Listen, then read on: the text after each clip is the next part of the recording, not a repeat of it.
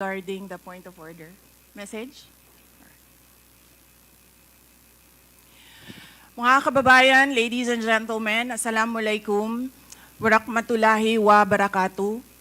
Madayaw, mayong adlaw, kaninyong tanan, magandang araw sa inyong lahat. The officials of the Office of the Vice President, as well as each and every one of our satellite office leads, were in receipt of a letter from the chairman of the Committee on Good Government and Public Accountability dated September 13, 2024, requesting our presence or that of our duly authorized representatives in today's initial deliberation with preliminary determination on privilege speech number 379.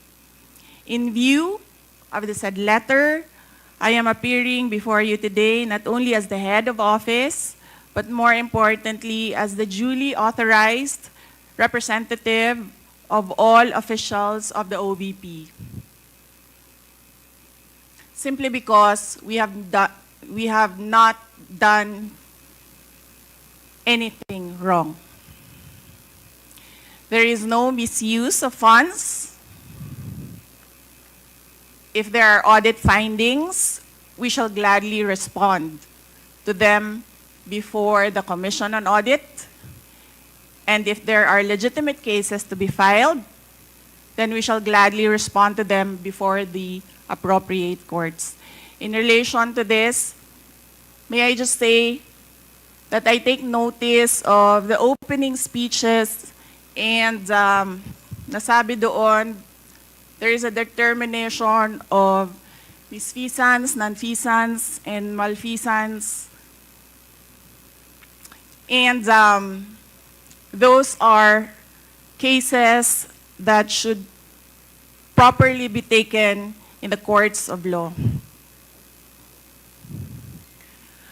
What we are witnessing now is no ordinary legislative inquiry. This exercise is a well-funded and coordinated political attack.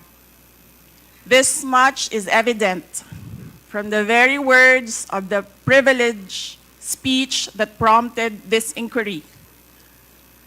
A speech that simply meant to say, do not vote for Sara on 2028. It is clear to me that this inquiry is not about misused funds, accountability, or governance. Instead, it is solely aimed at discrediting my name and my office to prevent future political contests. I have publicly stated my reasons as to why I've chosen not to defend the OVP's budget proposal for 2025. I have narrated the issues I encountered in previous years, which can easily be confirmed by looking at the NEP, the GAB, and the GAA for fiscal years 2023 and 2024. Further, I have even shared the drama that transpired last year regarding the confidential funds. Hence, just as we have done last year, we again leave the 2025 OVP budget to the pleasure of Congressman Martin Romualdez. I am not asking for any special treatment, nor am I asking you to uphold any tradition. There is no disrespect. All I am saying is that you have the complete freedom to do whatever you wish with the OVP budget. If you feel that all the documentary submissions are not enough, then by all means, huwag kayo magbigay ng budget. Sa totoo lang, hindi naman ang budget ang punteriya ninyo. Dahil napakadali naman magtanggal ng budget. What you are trying to do is make a case for impeachment. Hindi naman ako kakandidato sa nalalapit na eleksyon. Hindi ako namumulitika. Ang ginagawa ko lamang ay ang pagtupad sa aking oath of office at campaign platforms na trabaho, edukasyon, at mapayapang pamumuhay. Sinabi ko na noon at ilang beses ko nang inulit na hindi ako ang problema ng bayan na ito. Ang totoong problema ng bayan ay kagutuman, kahirapan, iligal na droga, kriminalidad, terorismo, hindi na sapat na healthcare, kalidad ng edukasyon, kawalan ng plano ng infrastruktura para sa disasters, at marami pang iba. So, you may try to destroy me, you can skin me alive and throw my ashes to the wind. But let it be known, you will find me unbowed. I will continue to serve the Filipino people no matter the personal cost or political intrigue.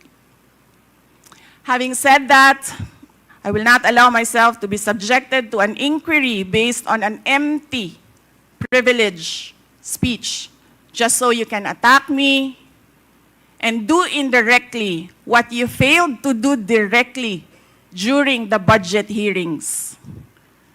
I therefore request this committee to terminate this inquiry for its clear lack of any proposed legislation or substantive matter for discussion.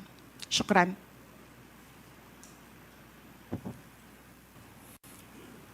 The committee cannot rule on that because the committee already took cognizance of this privilege speech.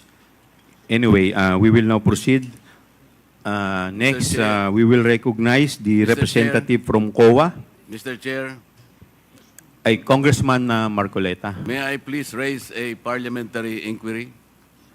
What is your parliamentary inquiry? Thank you, Mr. Chair. The rules of the committee says that this committee only acquires jurisdiction on matters of nonfeasance, misfeasance, malfeasance. And under Section 2, Mr. Chair of the rules, there should be a prior determination whether or not these malfeasance, nonfeasance, and misfeasance are directly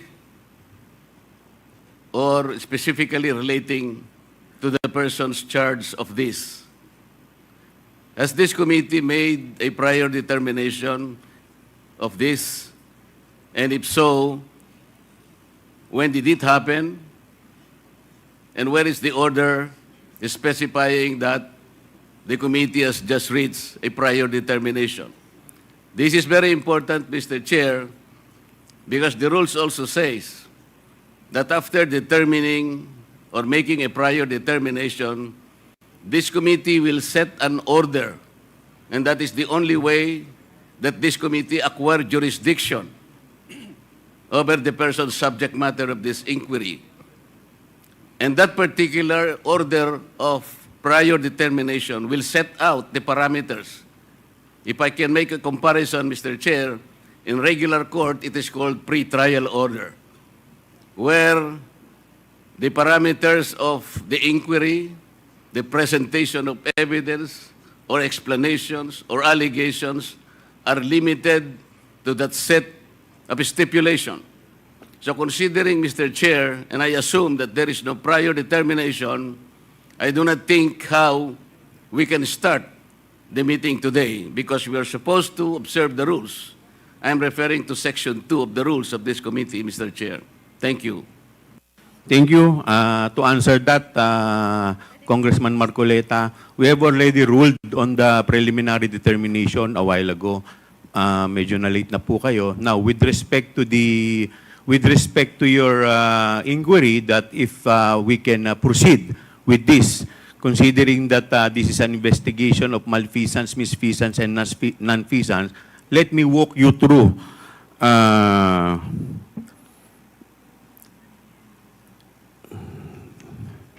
let me walk you ito, through the definition of a good government and public accountability. It provides that all matters directly and principally relating to malfeasance, misfeasance, and nonfeasance in office committed by officers and employees of the government and its political subdivision and instrumentalities, inclusive of investigations of any matter of public interest on its own initiative or upon order of the House. For the information of everybody, the issue on confidential fund is a matter of public interest. Lahat po tayo ay interesado, hindi lamang po tayo, yung publiko po, interesado kung paano po ito nagamit. Kaya yun po ang dahilan why this committee has jurisdiction over the subject matter. But Mr. Yes, Chair, Congressman Marcoleta. Mr. Chair, under Section 5, there should be a record of preliminary determination. It says that the proceedings in the preliminary investigation or determination shall be recorded through stenographic notes. What you were mentioning are motu proprio cases. I am assuming that this committee started by way of a referral because of a privileged speech delivered on the floor by one of us. And so this is the main subject matter of this committee meeting, and to which we should first determine preliminarily whether or not this committee acquires jurisdiction. And I demand a record of preliminary determination under Section 5 because it says, upon termination thereof, Mr. Chair, the chairperson shall issue an order which shall recite in details the matters taken up. So what are the matters taken up, Mr. Chair? I think we should be able to comply with these elementary rules as specified in the governing rules. Well, considering that we are still we have yet to proceed to the interpellation, we are still in the period of recognizing the resource person as well as the witness. With that, the chair declares 1 minute suspension.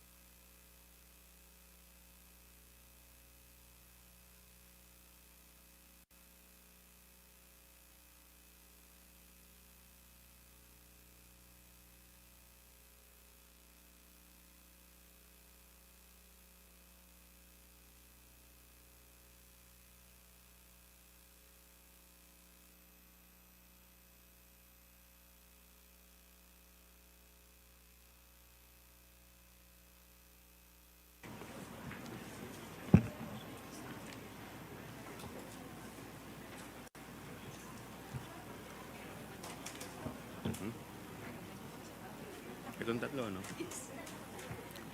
Hearing resumes.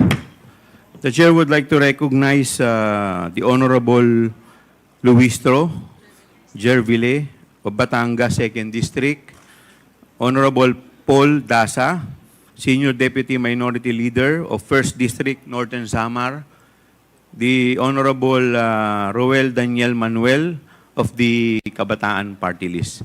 The chair, the committee would like to take note of the manifestation of the Honorable Marcoleta, but considering that the committee already took cognizance of the preliminary determination, we will proceed to the COA. COA, please. Sino po yung representative ng COA? Good morning, Mr. Chair. Sa ating mga members of the committee, magandang umaga po.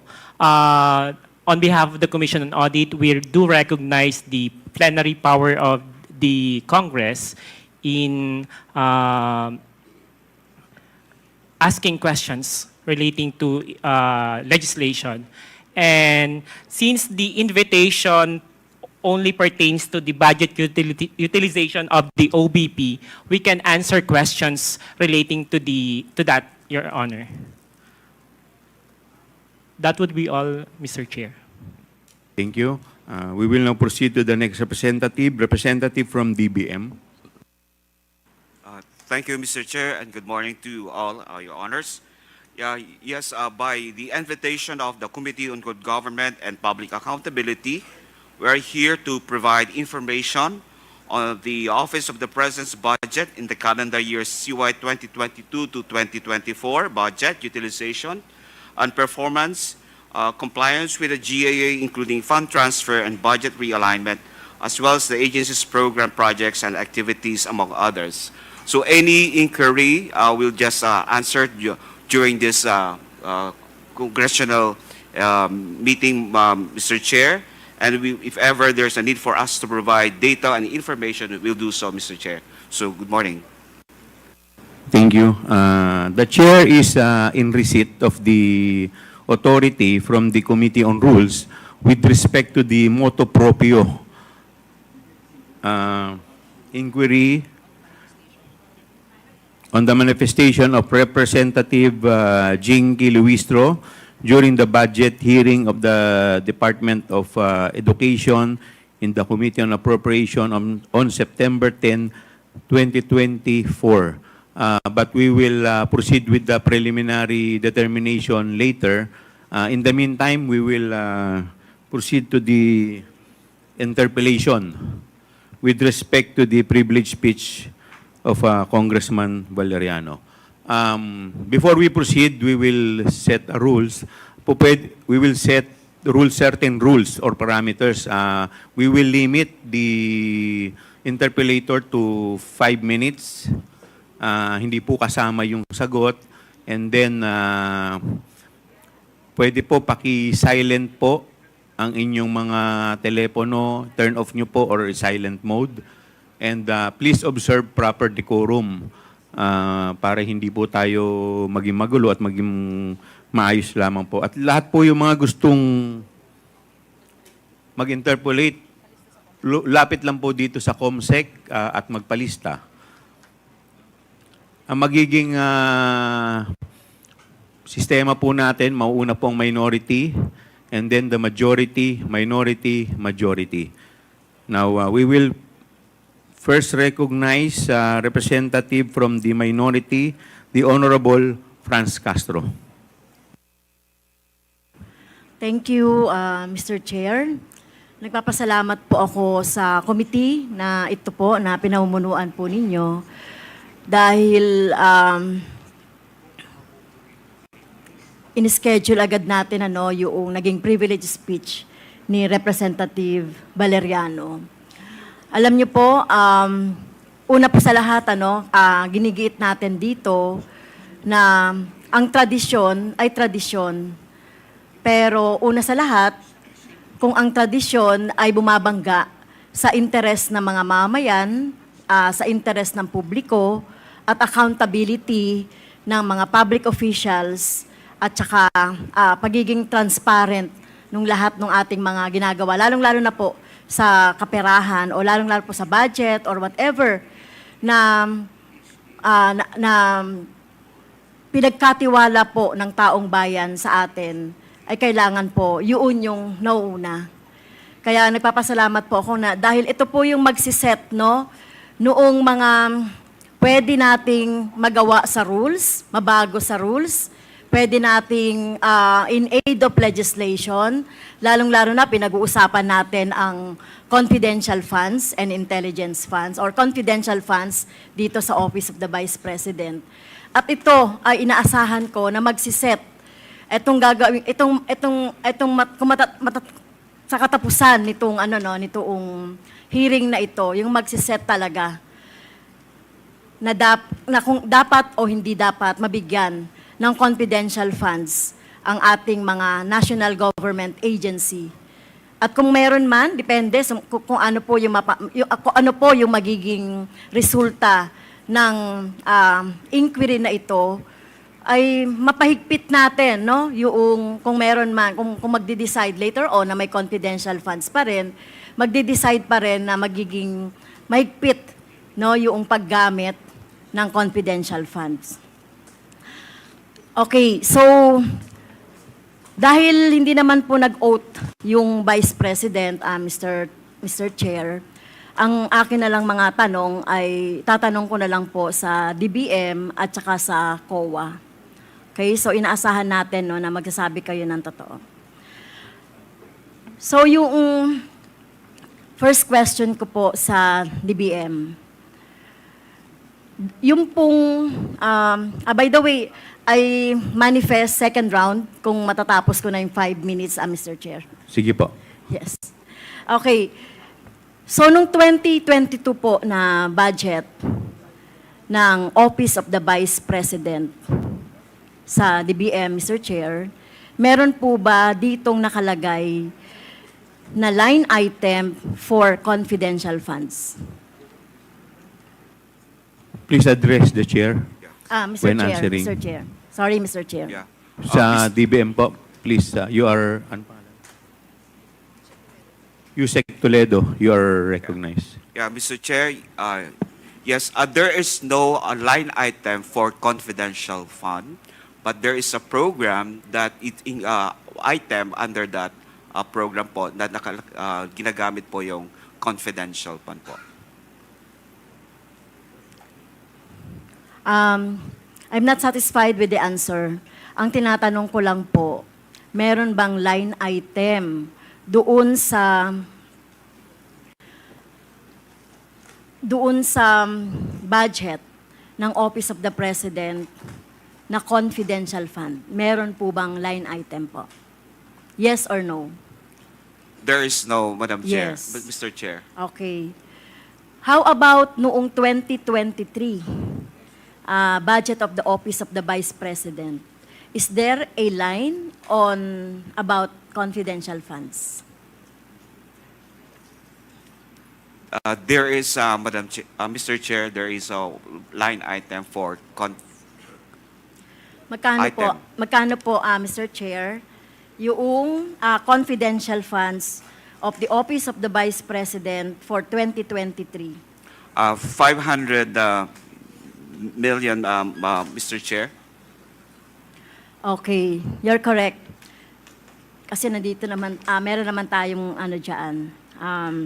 Okay, so kung compare natin, Mr. Chair, yung Office of the Vice President budget, GAA 2022 and GAA 2023, so makikita natin agad-agad yung difference. No, na yung confidential funds sa Office of the Vice President noong 2022 ay wala, pero sa Office of the Vice President sa 2023 ay meron.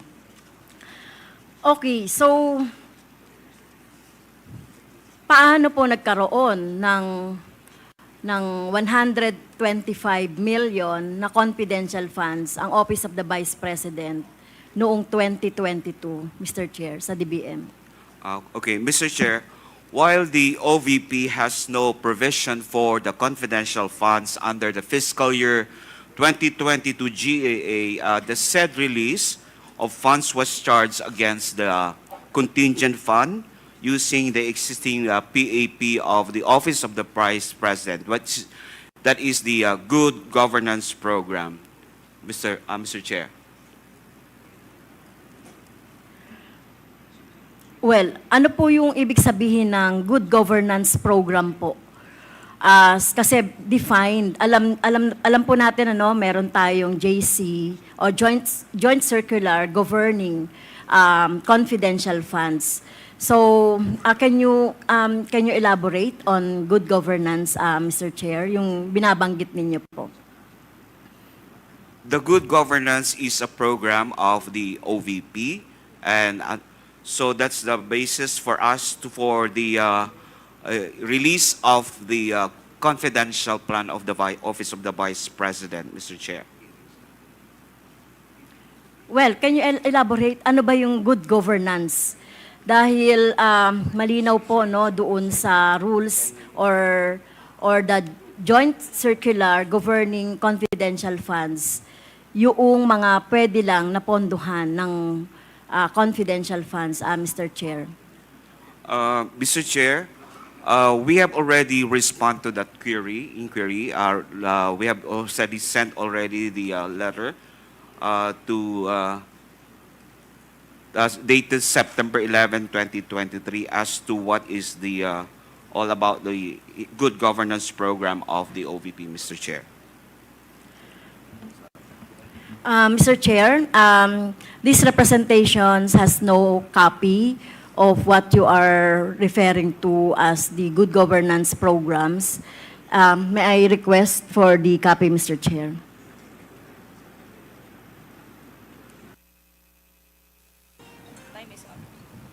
Please take note of the manifestation of Congressman Castro Comsec.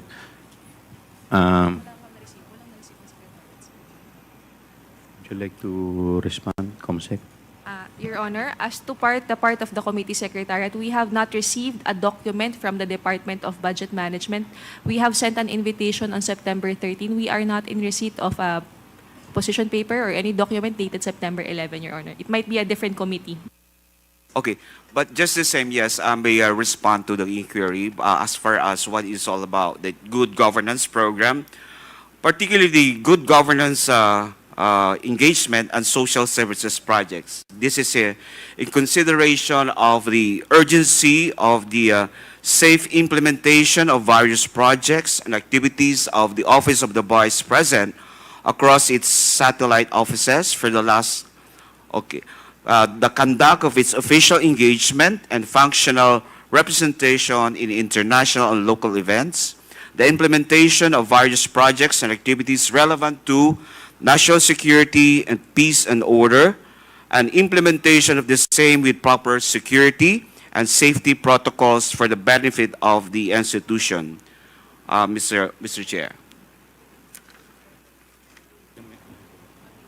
Thank you, Mr. Chair. Ma'am, you only have 1 minute. 1 minute. Please wrap up your... Sige. So did the Office of the Vice President in 2022 asked for a budget for confidential funds for the DBM? Your Honor, Mr. Chair, for 2022, there is no request for the confidential in the budget, but we have, as mentioned, they have requests for the chargeable, we have requests for 2022, but that was charged to the contingent fund. There was a, so may request po ba o wala? Doon sa proposed budget for 2022, wala po. Pero saan po kinuha yung 125? Sinasabi nyo kanina, Mr. Chair, ay doon sa contingent fund. So, hindi po ba kapag merong request for a lump sum o merong ibibigay yung or pagkukuhanan yung lump sum, dapat may request. Okay. So, Yes, Mr. Chair. So during the implementation of the fiscal year 2022 budget, there was a request coming from the Office of the Vice President to release an additional requirement for the fiscal year 2022 budget. Basically, hindi lang po yung confidential plan, but also for some PS and MOE requirements. Now, this was... Pinag-uusapan lang natin yung confidential Okay. funds. So, Mr. Mr. Chair, Chair. yes, there was a request coming from the Office of the Vice President during the implementation of the budget in that year. So that's why in... So, Mr. Chair, may I cut you on that with due respect? So, may I ask, Mr. Chair, the request... Last Yes. question, please. So, second down na lang ako, Mr. Chair. May I ask the DBM, Mr. Chair, the letter request from the Office of the Vice President? So, yun na lang, Mr. Chair, at itutuloy ko na lang po mamaya. The DBM is requested to submit the letter of the Honorable Vice President. The yes, request Mr. letter of Chair. the Honorable. Please submit it to the COMSEC. Yes, Mr. Chair. Thank you. Next to interpolate is Honorable Nika Swansing. You have 5 minutes. Thank you very much, Mr. Chair. Mr. Chair, I was just hoping to take this opportunity because COA, the right team from COA is already here. So if I may request the COMSEC, Mr. Chair, and the permission of the Honorable Chairman to pull up some slides on the screen. Mr. Yes, Chair. please. Mr. Chair, these were the same slides that I presented to the Committee on Appropriations during the deliberation on the budget of the Office of the Vice President 2 weeks ago. For those who were not there in the meeting, a very quick summary, Mr. Chair, in the interest of time. So these, the slides were put together based on the different documents submitted by COA in compliance to the subpoenaed duces tecum and accomplishment report submitted by the Office of the Vice President. And here, Mr. Chair, several things to note. Essentially, we have summarized across the 4 quarters in terms of the disbursement of the confidential expenses of the Office of the Vice President, the different audit findings of the Commission on Audit across the 4 different quarters. So for Q4 2022, which is the subject of the notice of disallowance, it was found that there's a 73 million out of 125 million that was considered by COA as disallowed in audit. And then for the succeeding quarters, accordingly, Mr. Chair, you would see here the proportion of the 125 million, which was questioned in the audit order memorandum and not questioned across the succeeding quarters. During the deliberations of the Office of the Vice President, President's budget, I directed a question towards COA to please enlighten us as to the grounds for the notice of disallowance for Q4 2022 and the 3 succeeding quarters which were subjected to the AOM, Mr. Chair. However, during the OVP budget hearing, the representative of COA, Assistant Commissioner Alexander Juliano, said that he was not privy to the information as he was not part of the team handling the confidential expenses. So, Mr. Chair, I believe the team who did the audit is present in today's hearing. So if we may request, Mr. Chair, COA to please enlighten us for the 4 different quarters covered by the notice of the disallowance and the audit order memorandum. May we please request, Mr. Chair, COA to please enlighten us as to the ground. So perhaps, Mr. Chair, we can go quarter by quarter. We can first start with Q4 2022, which was the subject of the notice of disallowance.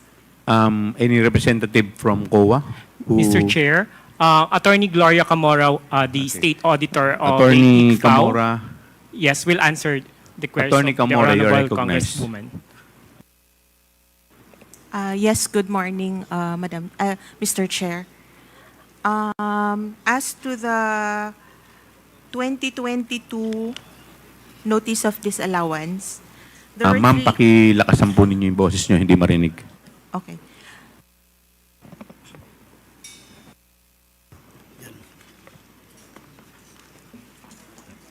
there were three items that are part of the notice of disallowance. The first one is on the non-submission of documents on the payment of rewards. The second one is charging some items that are not compliant under the rules joint circular. And the third one is non-submission of the revised accomplishment report of the office of the VP to the three regulatory offices, which are the Office of the President, the Senate President, and the Speaker of the House of Representatives, because what they have submitted was the original one, and they made an amendment, but as of now, they have not resubmitted the amended accomplishment report.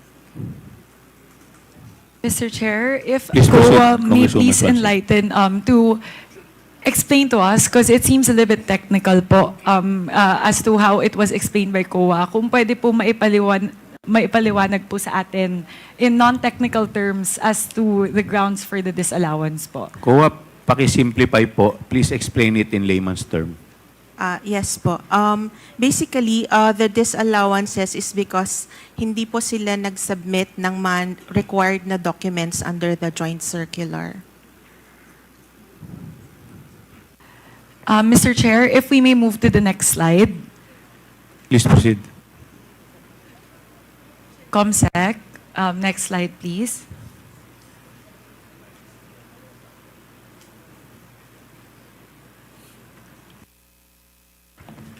Here, Mr. Chair, shows a breakdown of the different expense items listed in the accomplishment report for Q4 2022 and the three succeeding quarters, which were the subject of the AOMs. Mr. Chair, I would like to again throw the question to COA, because it seems to me, I am not an auditor, so it seems to me that across the three succeeding quarters, the categories that were flagged as questioned in the AOM are similar across the three succeeding quarters. So, pare-pareho po yung naka-orange po, payment of reward, yung provision of medical and food aid, at saka po payment of incentives or traveling relative to the confidential operation. So, Mr. Chair, if I may request COA to please enlighten us as to the reason why these categories seem to be repeatedly flagged across the succeeding quarters under audit. COA. Yes, Mr. Chair.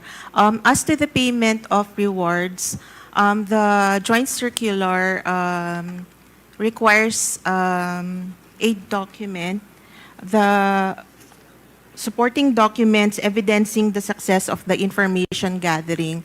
As far as the documents that they have submitted, we are not,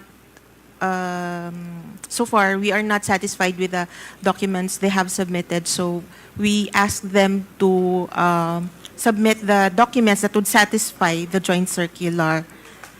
As to the provision of food and medical items, again, we ask them for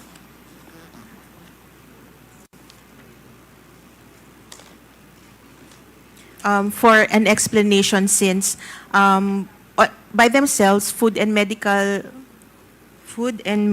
aid appears to not fall under the expenses allowed by the joint circular. So we are asking for explanation on those items. And then, it's the same with traveling expenses, Mr. Chair. Mr. Chair, in the interest of time, I'll move to my final slide. You still have 1 minute. Okay, thank you, Mr. Chair. Clarificatory question sa Mr. Chair, kasi at least nandito na ba yung team sa COA. Last slide, please, ComSec. Here, Mr. Chair, I would like to ask COA, because very interestingly po, isa po sa mga napansin natin is the length of disbursement for the 125 million across the different quarters po.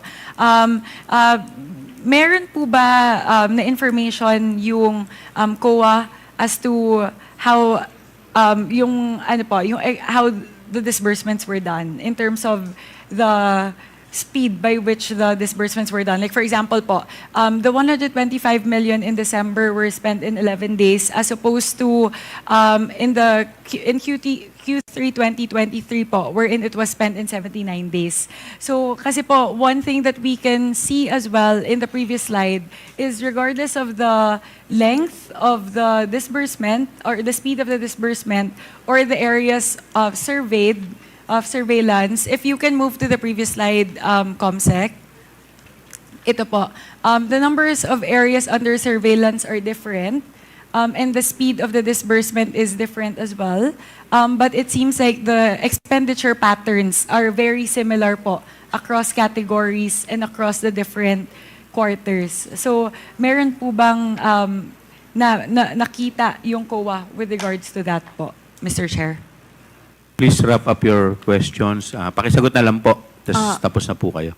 Mr. Chair, since we were given the data on the areas and they have also submitted the evidences of payments,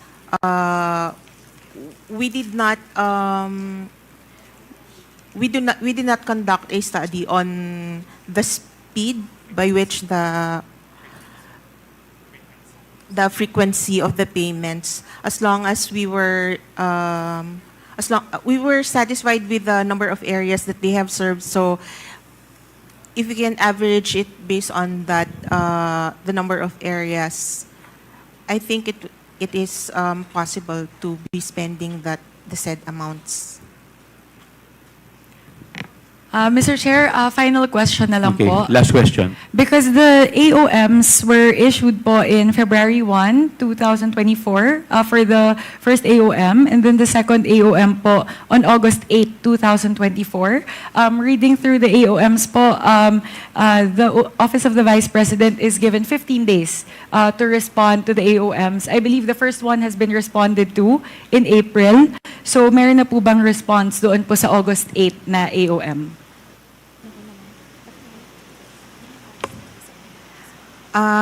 Yes, Madam Chair, they have submitted their reply to the AOMs, and the audit is on the compliance is ongoing.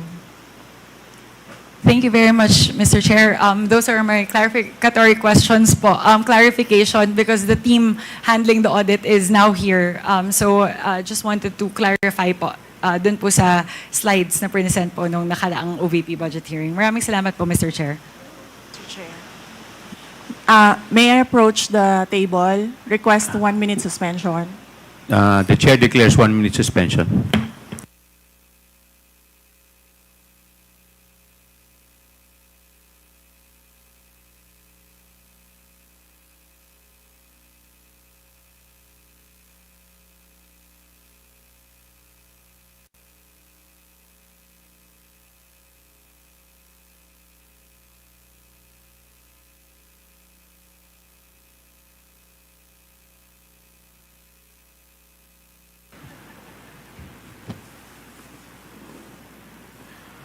Session resumes.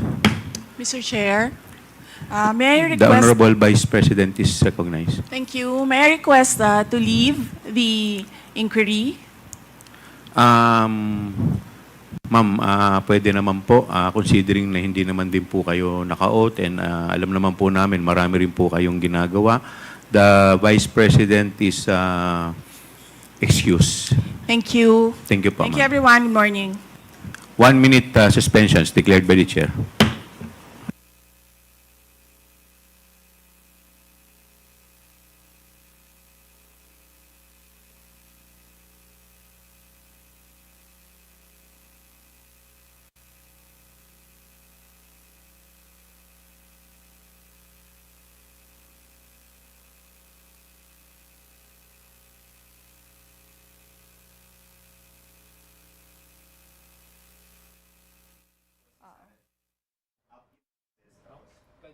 Ay, umpisa.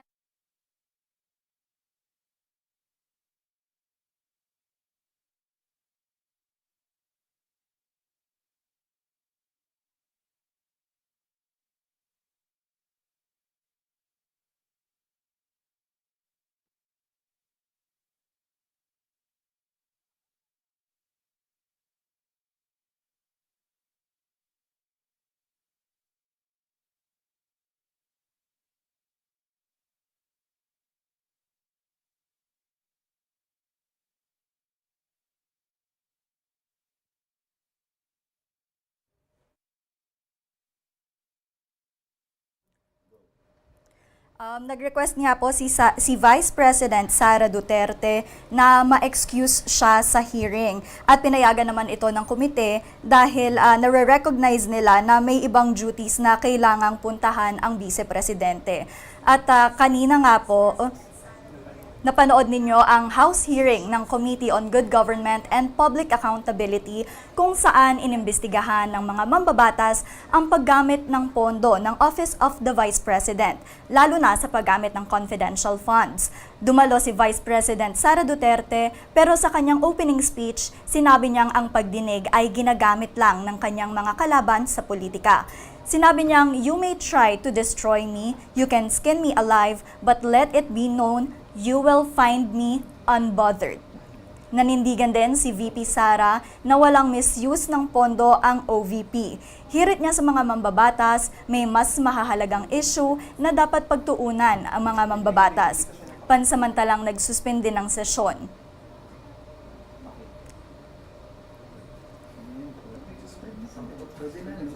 Oh, ayan. Stay tuned. Ayan na lang.